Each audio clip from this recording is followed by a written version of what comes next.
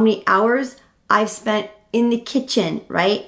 Preparing meals, cleaning the kitchen, organizing the kitchen, packing lunches, all the things we moms do in the kitchen. Have you ever thought, how many hours have I really spent in the kitchen? Let alone vacuuming our house, right? I believe that saving time in the kitchen is a must for us moms. And I love anything that makes the time I spend in the kitchen easier and more efficient. And I bet you do too. Feeling like a full-time chef, dreaming of ways to simplify it. That's how I feel. Like, how can I simplify these things? Welcome back to Mommin Daily, where we talk all things mom.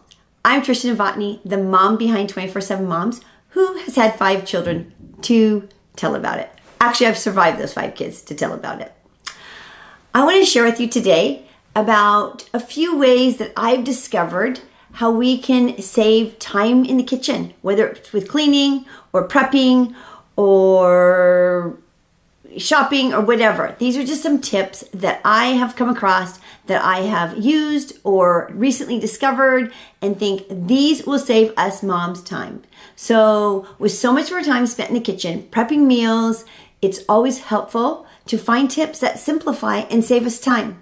So today, I'm going to share with you some of those tips that I believe will help us save time and are useful as we spend all these hours in the kitchen, right? Okay, so ready? My first one is kitchen shears. What do I mean by kitchen shears? I mean scissors. Okay, these are my desk scissors, but I have a drawer in my kitchen. Seriously, it's a little tiny narrow drawer that was put in next to my sink. And then when we first moved in this house, I thought, perfect drawer for my kitchen shears.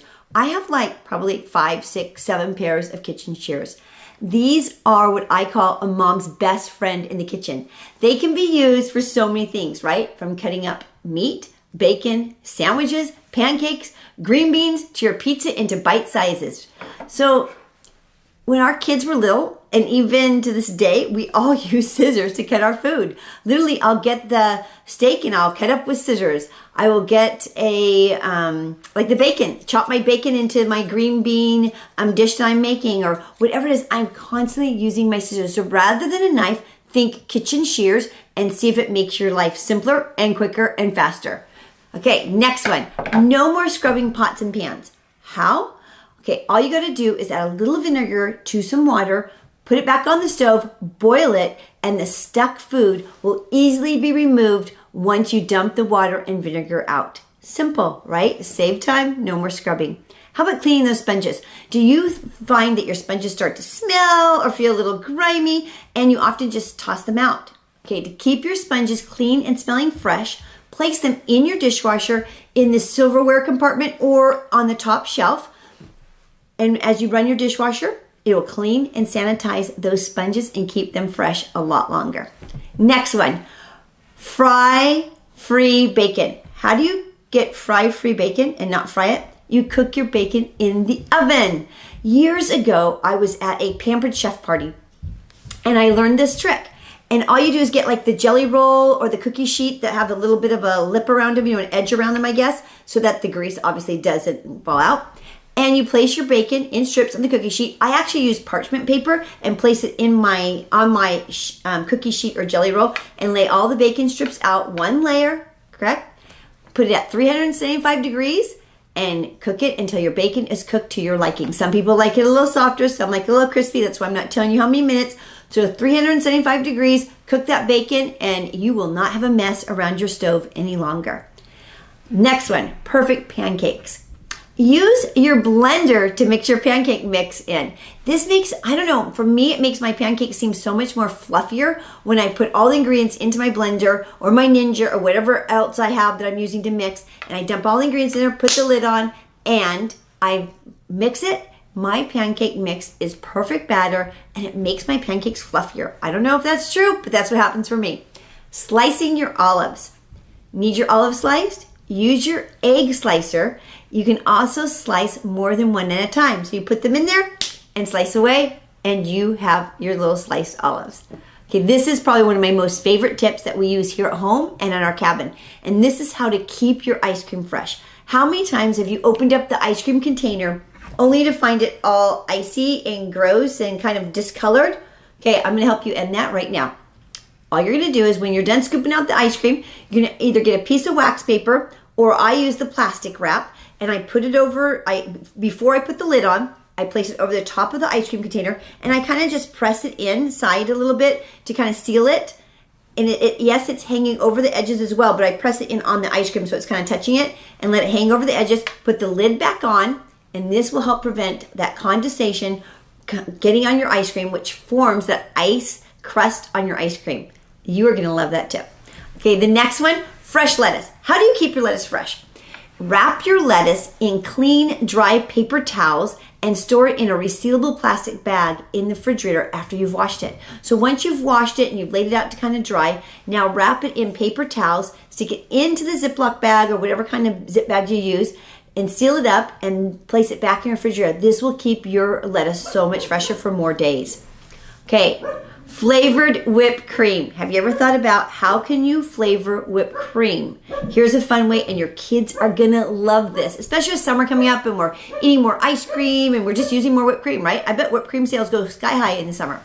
So first, whip your cream, the kind you buy in the carton. So whip it up, add 2 tablespoons, ready, of flavored Jell-O. Continue beating on slow until the whipped cream is the right consistency, and now you have flavored and colored whipped cream. So if your kids like watermelon or strawberry or raspberry or blueberry, you can make all those different flavors of whipped cream, and your kids are going to think you're like the coolest mom. Perfect for putting back on their Jell-O, or perfect for putting on vanilla ice cream or on top of strawberries or fruit, whatever they like. But this kind of just gives it a fun flavor and sweetens it a little bit. Okay, let's see, microwave cleaning. Ready? You know how your microwave gets all that stuff in it because those humans in your house don't always cover their things when they're microwaving it and warming it up, and it splatters all over? Okay, place a microwavable bowl with a half cup of water and half of a real lemon into your microwave. Turn your microwave on for a couple of minutes until it gets kind of moisture and it begins to be all over. It gets kind of steamy in there. Remove it, and let me tell you, it just wipes clean, and it also makes your microwave smell fresh and clean. Okay, no more sticky oil. You know how when a recipe calls for oil and you put oil into like the half cup of oil and you pour it in and there's all that oil in there? Okay, I'm gonna help you get rid of that. Same with syrup. Like, do you ever have to measure syrup or corn syrup, whatever? Okay, the way to get rid of that is first rinse your measuring cup in hot water. So the hottest water that you have, we have one of those instant hot water taps, so I use that. Or you can just use really hot water, rinse it, get it nice and hot, then pour your oil in it or your syrups in it, and then put them into your dish that you're creating, and it will no longer stick into your cup. Okay, so it will be less oil and clean up, because I hate when I have to clean all that up afterwards. It's all grimy, oily and stuff. Okay, this is another one of my favorite tips that I actually just used yesterday. I actually use it almost weekly. This is how to keep your celery fresh. Okay, all you gotta do is get your celery, rinse it off, wash it, trim it up, trim the ends off, and then cut it into the sizes that you want, into the size celery sticks you want, and then put it into a container that has a lid that you can put in the refrigerator. Fill it with cold water, put your lid on it with the celery in it, so celery and cold water and the lid on it, and you will have fresh celery for days. I'm not kidding you. It will stay fresh for days. And also makes it more convenient to grab it, right? We're more out to eat our vegetables and things when they're prepped and they're clean and they're ready to be eaten, when we don't have to do all that work just to eat them. So when you're prepping your vegetables, prep your celery and place it into a bucket or a container of cold water with a lid on it, and it's good to go. Okay, moms, that was my 12 tips for you, but I have a bonus tip for you. Today, I have my free new menu planners for you, and there are 3 of them that you get to choose from. And the first one is What's for Dinner, and this is just Monday through Sunday. You can just write in What's for Dinner, post this on your refrigerator or your command center, wherever you keep things in your home organized. And there's also, as you're creating your menu list, I made a shopping list for you, and it's all done by departments: fresh produce, poultry, meat and fish, deli, frozen foods, all the bakery, all the different things that you need to get all categorized so you can fill out your shopping list as you're creating your menu.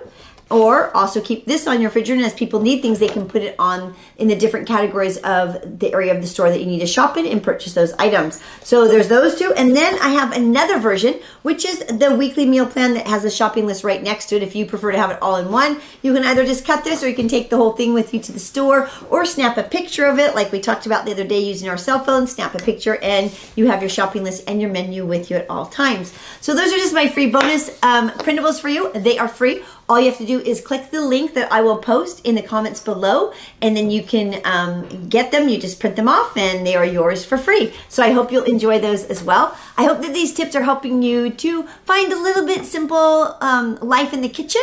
I know what it's like to be a mom and be cooking just to keep these humans alive every day in my house.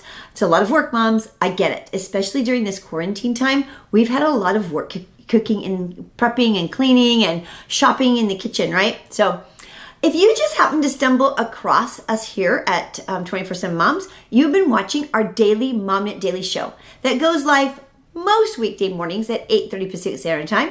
You can also watch our replays anytime you want, so you don't have to meet me here at 8:30 in the morning. You can come back at 4 in the afternoon or 10 o'clock at night or at 2 in the morning when you're nursing that baby. Whenever it's convenient for you, you can watch one of our Mommin Daily. All you have to go to is the 24/7 Moms Facebook page, and they're all sitting there waiting for you to watch. You can also watch us on YouTube if you want. You can also go to our website and you'll find them posted on our website as well.